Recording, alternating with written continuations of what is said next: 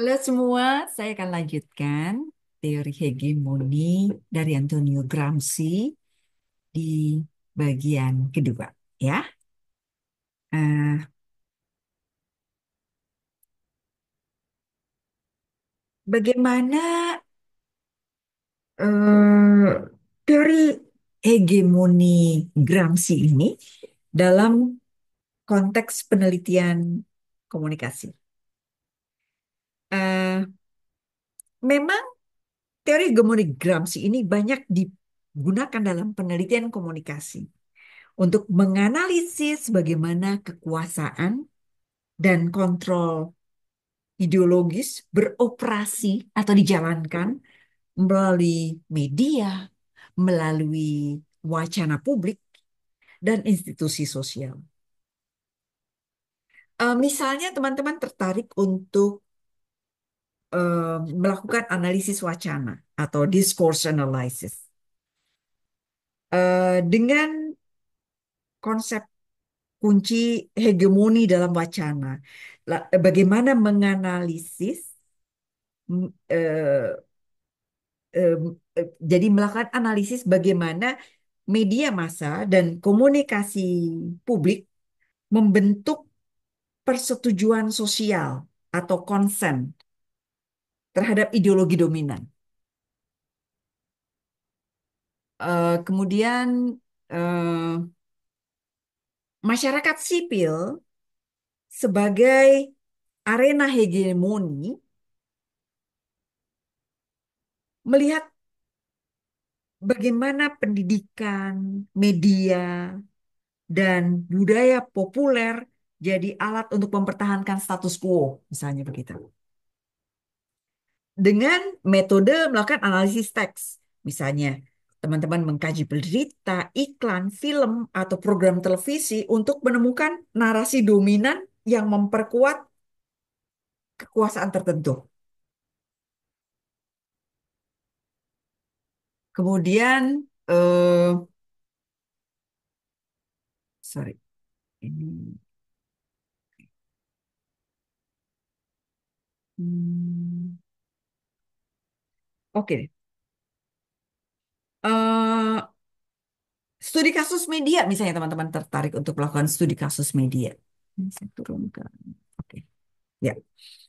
Eh, Misalnya teman-teman tertarik untuk meneliti bagaimana media meliput isu-isu tertentu, misalnya isu politik atau isu sosial, dan bagaimana isu-isu tersebut memengaruhi opini publik.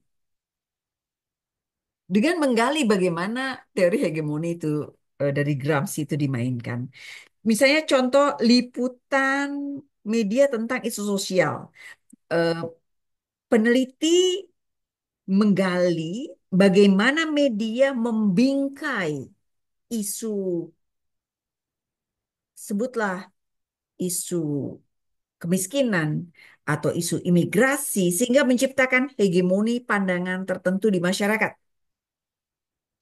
atau pengaruh media pada identitas budaya. Bagaimana iklan atau media populer membangun citra ideal tentang bagaimana gaya hidup, kelas sosial, dan peran gender.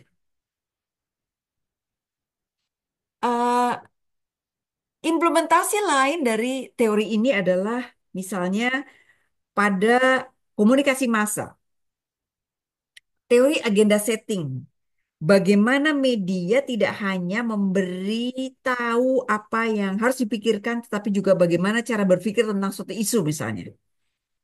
Hegemoni dalam framing. Bagaimana pesan-pesan tertentu disampaikan secara berulang-ulang sehingga menjadi bagian dari kebenaran umum atau common sense. Misalnya dengan melakukan analisis isi, content analysis, menghitung frekuensi tema-tema tertentu dalam media, kemudian juga fokus grup dan analisis mendalam, bagaimana audiens memahami dan menerima pesan-pesan media tersebut melalui misalnya pemilu misalnya, bagaimana media membangun citra kandidat politik dan memengaruhi eh, apa ya kecenderungan untuk memilih dari pemilih.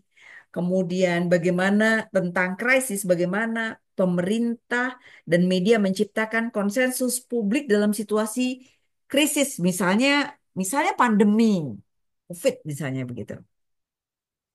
Atau penelitian berkaitan dengan budaya menggunakan teori hegemonik dari Antonio Gramsci. Eh, KAB misalnya komunikasi antar budaya. Menggali bagaimana kelompok mayoritas seringkali mendominasi narasi budaya dalam komunikasi antar budaya. Bagaimana peran intelektual organik dalam konteks sekolah, guru dapat menjadi agen perubahan dengan mempertahankan perspektif alternatif dalam komunikasi lintas budaya. Misalnya observasi partisipatif, bagaimana hegemoni bekerja dalam interaksi sehari-hari di lingkungan pendidikan atau komunitas.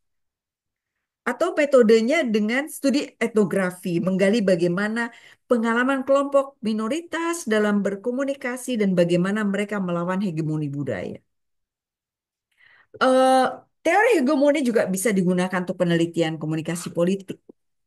Hegemoni dalam komunikasi politik menganalisis bagaimana pesan politik disampaikan melalui media pidato dan kampanye untuk membangun persetujuan masyarakat terhadap kebijakan tertentu.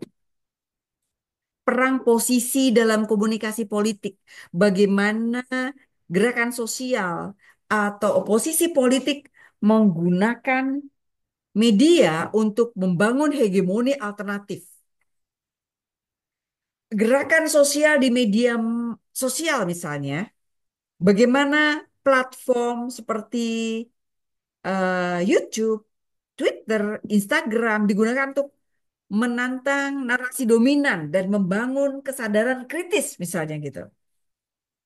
Komunikasi pemerintah, bagaimana pemerintah menggunakan narasi tertentu untuk menciptakan konsensus nasional, misalnya kebijakan tertentu, kebijakan ekonomi, kebijakan keamanan, dan lain sebagainya.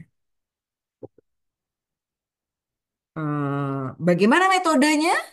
Nah, metodenya adalah misalnya dengan wawancara mendalam, fokus group discussion, observasi, analisis wacana, dan lain sebagainya. eh, Bisa juga menggunakan kombinasi ya mix method misalnya gitu ya, tetapi tidak hanya mix, tidak hanya kuantitatif, kualitatif cenderungnya. Mix methodnya dengan eh, menganalisis analisis sisi kuantitatif misalnya ya, eh, berapa banyak dan lain sebagainya, tetapi lalu mendalam lagi dengan kualitatifnya. Studi kasus terhadap fenomena komunikasi tertentu gitu ya. Itu kira-kira yang eh, saya ingin sampaikan pada kesempatan ini. Oh ya, ada beberapa situasi komunikasi di mana teori ini bisa diaplikasikan. Yuk kita lihat sama-sama. Eh, Ketika media digunakan untuk membangun narasi dominan tentang isu-isu sosial dan politik, misalnya tadi, berita dan propaganda, misalnya. Atau misalnya iklan dan media konsumen. Iklan menciptakan norma sosial tentang gaya hidup, kecantikan, status sosial, dan lain sebagainya. Itu juga bisa menarik.